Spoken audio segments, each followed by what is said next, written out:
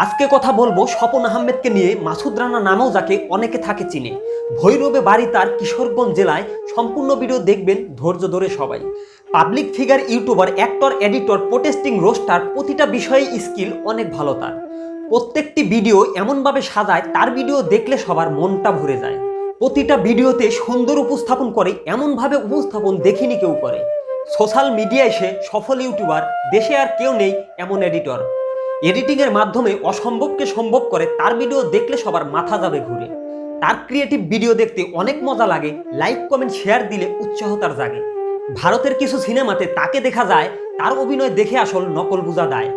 কখনো সিনেমাতে নায়ক সেজেছে, নায়িকার হাত ধরে ঘুরে বেড়াচ্ছে।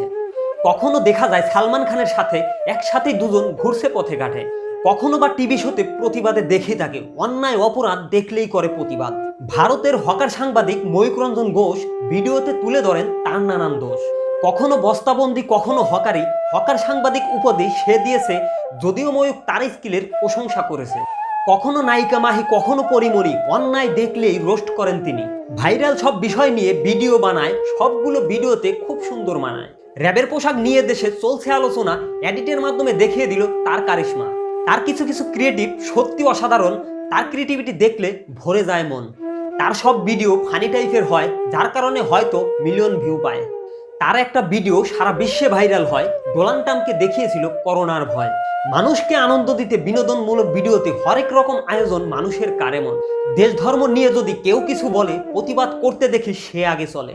ধর্ম নিয়ে আসাদ নূর কটূক্তি করে, তার প্রতিবাদে স্বপন দিয়েছে তাকে ভরে। প্রতিবাদের পাশাপাশি সৎ উপদেশ দেয়, সৎ উপদেশ পৌঁছায় দিতে তার জড়ি নাই। কখনো ভদ্র, কখনো যেদিক, কখনো রাগে সে, একটু পাতি দরকার অবশ্য এসব করিতে। সে একজন দেশপ্রেমিক, দেশকে ভালোবাসে। হকার সাংবাদিককে কয়েকবার সে ধোলাই করেছে। বাংলাদেশের সীমান্তে যখন উত্তেজনা ছিল, সেই সময় এই কথাটা সে বলেছিল, বাংলাদেশে ঢুকলে পরে থাবা দিয়ে ধরে, শূন্যতে খতনা করে তারপর দেব ছেড়ে। যেখানে অন্যায় সেখানেই স্বপন, প্রতিবাদ করতে দ্বিধা করে না, কে পর কে আপন। অনেক সময় তার উপরে অনেক ঝড়ও এসেছে, কখনো মামলা, কখনো আবার চ্যানেল হারিয়েছে। মানুষের ভালোবাসায় আজও টিকে রয়েছে। বন্যায় দেখেছি সে অনেক কষ্ট করেছে, প্রাণ নিয়ে সবার মাঝে ছুটে গিয়েছে। দেশের মধ্যে যতগুলো কন্টেন্ট ক্রিয়েটর আছে, দেশের দুর্যোগ এড়াতে সবাই ছিল সবার পাশে। স্বপন ছাড়া আরো যারা সাইবার যোদ্ধা, দেশের স্বার্থে আমরা তাদের করব শ্রদ্ধা। দেশের উন্নয়নে যারা ডলার আয় করে, তাদের আমরা অবশ্যই যাব সম্মান করে।